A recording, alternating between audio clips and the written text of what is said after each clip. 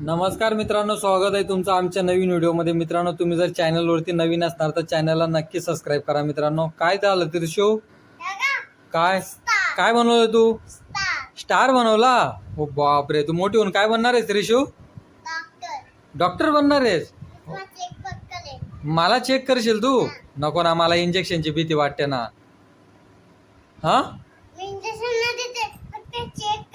Injection नाही देत तू, फक्त चेक करशील? नाही ना, डॉक्टर लोक इंजेक्शन पण देतात ना. नाही देत? नाही ना, असं नाही ना, औषधी द्यायचे, चेक करायचं. हा, तू आज मम्मीला त्रास नाही दिला ना? मम्मीला त्रास दिला तू? मम्मी तर मला फोन करून सांगत होती त्रिशू त्रास देते असं. चॉकलेट खाते, तू चॉकलेट पण खाल्ली होती ना? हा, दुपारी आणली होती ना गायत्री तिला चॉकलेट आणली होती ना? मग खाल्ली होती ना तू? हा, मग खोटं बोलते पप्पा सोबत? हा, मग पप्पा ऑफिसमधनं आले तेव्हा पण तुला चॉकलेट घेऊन आले, आता पण चॉकलेट खाल्ली? हा, खाल्ली ना तू? आता म्हणजे मम्मीने दिली होती ना तुला चॉकलेट? हा, मग थांब बरं, मम्मी काय करते. हा, तुझा व्हिडिओ बनवून घेऊ. अच्छा, बनवतो, तुझा व्हिडिओ बनवतो मी पहिले. हा, हा, तू काही बोलतच नाहीये ना. मग एवढा आवाज वाढवला आहे? अच्छा. ठीक आहे, चल मम्मी काय जेवण बनवते विचारतो. हा हा, ठीक आहे, चल. गायत्री, काय बनवतेस? अंडे अंडे आणि बटाटे. चला मित्रांनो, आज मस्त अंडे आणि बटाटे बनवते गायत्री. बघा मस्त इकडे बटाटे. ते काय बॉईल करते तू? मग अच्छा, फ्राय करते. मला वाटलं बॉईल करते म्हटलं. असंच काय मध्ये सुचलं तुला अंडे आणि बटाटे बनवायचं? काय करायचं, रोज रोज भाज्या बनवायचा नुसता वैताग असतो. हा, ते पण आहे. काय काय भाजी बनवायचं हे म्हणजे लेडीजला आज जास्त त्रास आहे की काय भाजी बनवायचं. आणि मेन म्हणजे मी ऑफिस मध्ये राहिलो ना, तेव्हा ती नेहमी सांगते काय बनवू जेवणाला, काय बनवू जेवणाला. मी तो वैतागून सांगून देतो खिचडी बनवतो एकदाची. हा, तिकडे सरकलोय ना, तेव्हा मसाला टाकलाय तिचा मस्त. तेच मित्रांनो, आज तुम्हाला म्हणजे प्रत्येकांनाच माहिती आहे की आज कोकणामधनं 50% तर 40% पर्सन आज कोकणातले लोक आज मुंबईमध्ये आहेत. मित्रांनो, मला म्हणजे विषय नाही मित्रांनो तो, जी काही ती आज रिअल परिस्थिती त्याच्याबद्दलच मला बोलायचं होतं. बरेच दिवस झाले होते काय त्या विषयावरती काय बोललो नव्हतो मी. मित्रांनो, आज कोकणातले बरेच लोक मुंबईमध्ये आहेत. तर मेन म्हणजे ते कोकणातून जेव्हा मुंबईमध्ये येतात तर 4-5 वर्ष जॉब करतात, त्याच्यानंतर ते इकडे स्थायिक होऊन जातात, ते इकडेच राहतात ते, बरोबर. आणि गावाकडे जे काही जमीन वगैरे आहे ना ते विकतात आणि इकडे मुंबईमध्ये येतात. छोटं मोठं घर राहू देतात ते कोकणामध्ये, फक्त जी काही जमीन वगैरे आपल्या आजी आजोबांनी जी सांभाळलेली जमीन आहे ना ती विकून इथं मुंबईमध्ये येतात. जमीन विकून आणि नंतर ही जमीन विकण्याचं कारण काय? फ्लॅट घ्यायचंय. आमचं काय मुंबईमध्ये फ्लॅट आहे, एकदम मोठेपणाने सांगतात. हा, मुंबईमध्ये आमचा स्वतःचा फ्लॅट आहे. एकदम चांगली गोष्ट आहे मित्रांनो, वाईट काहीच नाही त्याच्यामध्ये. मुंबईमध्ये स्वतःचा फ्लॅट असणं खूप गरजेचं आहे. 10x10 का खोली असे ना, ती असणं खूप गरजेचं आहे.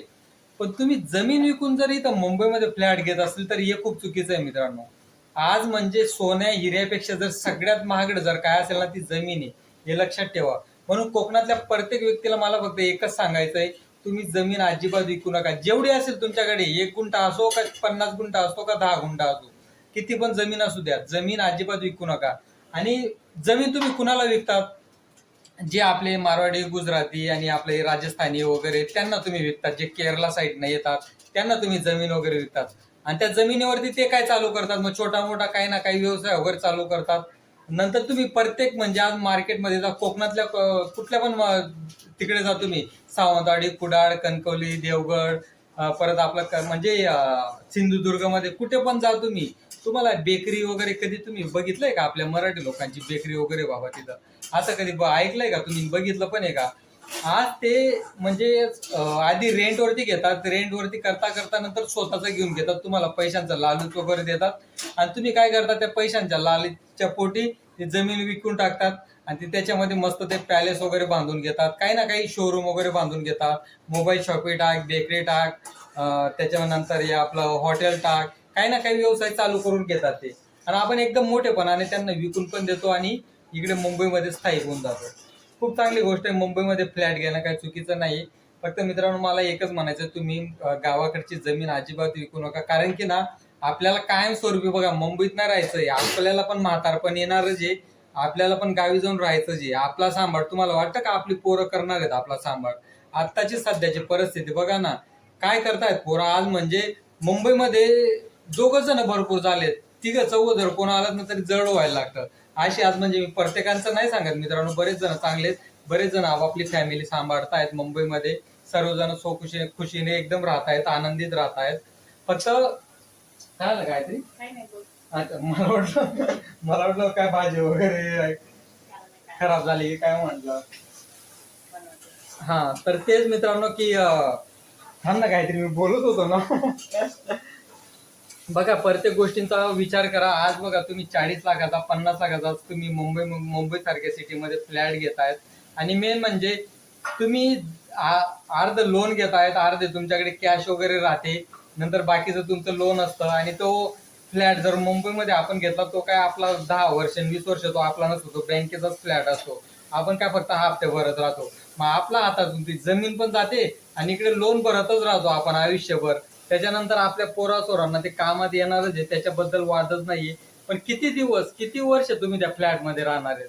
हा, एक नाही एक दिवस तर आपल्याला गावी जायचंच आहे ना मित्रांनो. म्हातारपण झालं की आपल्याला गावी स्थायिक व्हायचंच आहे. आता बरेच जण आहेत जे मुंबई सोडतायत. आता तुम्हाला सिरियसली सांगतो, बरेच जण आहेत, कारण की एवढी स्ट्रगलची लाईफ आहे मुंबईमध्ये. ते आता मुंबई सोडून गावी स्थायिक होत आहेत. आता इंजिनियर झालेलं पोरं सुद्धा शेती करतायत, कोण कुक्कुटपालन करताय, कोण गोट पालन करताय, हे छोटा मोठा व्यवसाय आता चालू करतायत. त्यांना माहिती आहे आता 12 तास नोकरी करून 9 तास नोकरी करून काहीच फायदा नाहीये. असे बरेच पोरं आहेत आता कोण UPSCचे MPSCचे जे आता अभ्यास करत होते ते जे काही, आणि मेन म्हणजे आता डायरेक्ट PSI आणि IPS ऑफिसर लोक ते जॉब सोडतायत आणि गावी जाऊन शेती करतायत. म्हणून गावाची शेती ही विकू नका. खूप म्हणजे खूप लाख मोलाची जमीन, तुम्हाला सिरीज सांगतोय. जमिनीपेक्षा काही श्रेष्ठ नाही डायरेक्ट. तुम्ही फक्त जमिनीकडे लक्ष द्या आणि जमीन सांभाळा मित्रांनो. तुम्हाला बरीच लालूच दाखवतील, हा प्रकल्प येणार आहे, तो प्रकल्प येणार आहे, एवढे पैसे घ्या तेवढे पैसे घ्या. भरपूर तुमच्याकडे ते मारवाडी राजस्थानी वगैरे ते येतील, एवढे पैसे घ्या, तुम्हाला बरेच पैशांचे लालूच देतील. 50 लाख 1 करोड 1.5 करोड. अजिबात विकू नका मित्रांनो ती जमीन. पुढे पुढे ना तुम्हालाच कामात येणार आहे ती. सिरियसली सांगतोय, पुढे पुढे तुम्हालाच कामात येणार आहे ती. म्हणून लक्षात ठेवा, जमीन कोकणातल्या लोकांनी तरी विकू नका जमीन. कारण की कोकण हा स्वर्ग आहे मित्रांनो. तुम्हाला जे भेटलेलं ना कोकणामध्ये ते एकदम स्वर्ग आहे कोकण. त्याच्यासारखी जमीन कुठेच भेटणार नाही. कोकणासारखी जमीन ना पूर्ण भारत फिरणार ना तुम्ही, पूर्ण महाराष्ट्रावरून फिरणार ना, तशी जमीन पूर्ण भेटणार नाही. म्हणजे पूर्ण हिरवगार डोंगर देवाने तुम्हाला एकदम अशी चादर पांघरून दिलेली आहे, एकदम म्हणजे हिरवीगार. जेव्हा मी कोकणामध्ये होतो मित्रांनो, कुडाळला होतो मी. कुडाळला संतराऊड महाराज महाविद्यालय कॉलेजला पण शिकायला होतो मी तिथं. 3 वर्ष शिकायला होतो मी तिथं. ते कोकण मला सोडूशी सुद्धा वाटत नव्हतं मित्रांनो. एवढं आई बाप्पांनी त्यांचा जॉब म्हणजे दुसरीकडे गेला तर मला पण जायला लागला तिकडं. नाहीतर मला कोकण सोडूशीच वाटत नव्हतं. माझं कुडाळ हायस्कूलला शिक्षण वगैरे झालं तिथं. त्याच्यानंतर सिंधुदुर्ग आपलं याला कणकवलीला पण डिप्लोमा झाला माझा. परत संतराऊड महाराज महाविद्यालय कुडाळ तिथं कॉलेज केले मी. तर तेव्हा नाही बरंच कोकण फिरलो मित्रांनो. बरंच म्हणजे बाईक काढली की पूर्ण कोकण फिरायचो. एवढं ना स्वर्ग आहे मित्रांनो. कोकण म्हणजे स्वर्ग आहे डायरेक्ट. तुम्हाला सिरियसली सांगतोय, जा तुम्ही. आपले जे नाशिक धुळे जळगाव चाळीसगाव इकडचे जे राहणारे असतील ना, त्यांनी कोकण नक्की फिरायला जा. आणि तिकडची म्हणजे माणसं पण एवढी गोड आहेत ना कोकणातली, त्याच्याबद्दल वादच नाहीये. मेन म्हणजे आपला जमिनीचा विषय होता मित्रांनो. तर प्रत्येक कोकणी लोकांना, आपले मालवणी लोकांना मला हेच म्हणायचंय की तुम्ही नका विकू, ते जमीन वगैरे विकूच नका मित्रांनो. बरोबर सांगतोय की नाही काहीतरी? हा, पुढे पुढे ती जमीन आपल्यालाच कामात येणार आहे ना. हा, असं एक दुसरं विकतोय दुसरं बघतोय तर त्याने बघून असं शिकायला पाहिजे तेच. ठीक आहे, चालेल मित्रांनो. चला बाय बाय, भेटू पुढच्या व्हिडिओमध्ये आपण. हे बघा आता मस्त आपली भाजी बनलेली इथं.